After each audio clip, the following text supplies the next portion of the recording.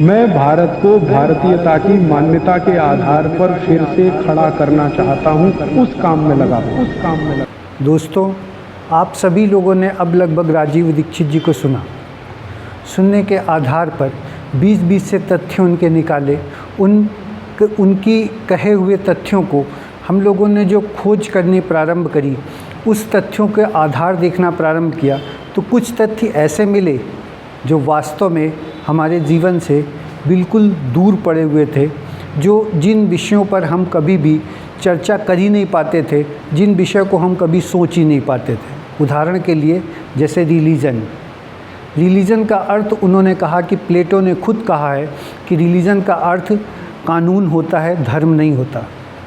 धर्म के आधार को लेकर के हम लोगों ने एक लंबी खोज चालू करी और उस लंबी खोज के उन तथ्यों तक पहुँचे हैं अब कि धर्म और रिलीजन में ज़मीन आसमान का अंतर है। धर्म बिल्कुल अलग है और रिलीजन बिल्कुल अलग है। धर्म एक आधार है विश्व की गणित का, एक ब्रह्मांड की गणित का आधार है धर्म, जिसके तहत पर आपका काल का पूरा वर्णन मिलता है और जो काल का वर्णन वहाँ से मिलता है उसका एक लंबे वर्णन के साथ में हम लोग पूरा विश्लेषण करने की तैयारी पर हैं और वो विश्लेषित करने जा रहे हैं। ये ब्रह्मांड की गणित का अगर ज्ञान होता है तो आप ऐसे मान के चलो कि आपको काल का ज्ञान होता है। आज के दौर में अगर हम बिना नाम लिए किसी विशिष्ट व्यक्ति की भी बात करें तो जब उनसे भी हमने काल के विषय में पूछा, जब उस परिचय के बारे में हमने जानना चाहा उनसे, तो वो काल के विषय में कहते हैं मैं काल को नहीं मानता क्योंकि मैं राम का भक्त हूँ।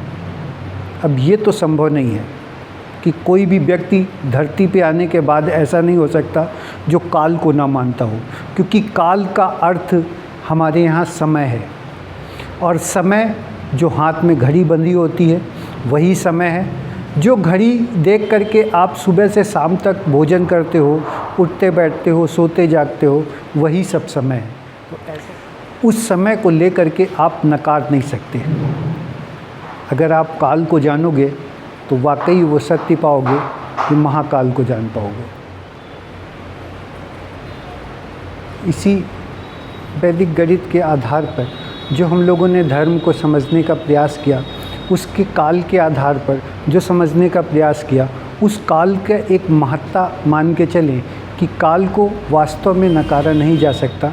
और काल को अगर नकारा नहीं जा सकता क्योंकि समय के अनुसार ही हम अपना जीवन यापन करते हैं, वो काल कभी भी जाति पाति को नहीं देखता, वो कभी भी किसी वर्ग को नहीं देखता। काल सिर्फ सूर्य की गति और ग्रहों की गति के अनुसार समय का जो परिवर्तन होता है उसी का काल का वर्णन है और पूरा का पूरा उसमें इसी धर्म के आधार पर ही काल का वर्णन है। तो पहले सोचें, समझें और इस काल को समझने का प्रयास करें। हम लोगों का प्रयास होगा कि इस सिद्धांत को, जो स्वामी दयानंद सरस्वती जी ने कहा था कि इस सिद्धांत को 2 साल तक बच्चों को पढ़ाया जाना चाहिए, वो हम लोग प्रयास कर रहे हैं और वो प्रयास में सफलता मिलेगी। और इस सफलता के तहत पर कम से कम 2 साल तक इस गणित को आने वाली पीढ़ी को पढ़ाने के प्रयास में सफलता पाएंगे।